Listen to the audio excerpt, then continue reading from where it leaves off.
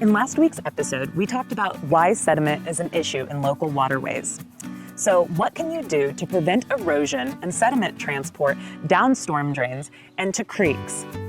Well, the best thing to do really is just to maintain vegetation that is already in place. So maintain trees, shrubs, and grasses that are already there.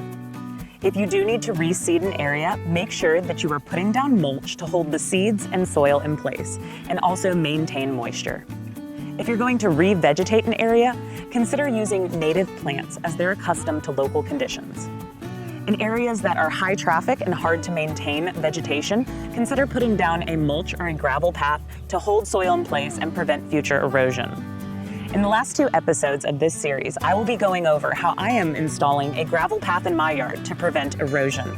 So join me next week as I go over the beginning process of how I am putting in a gravel path for erosion control.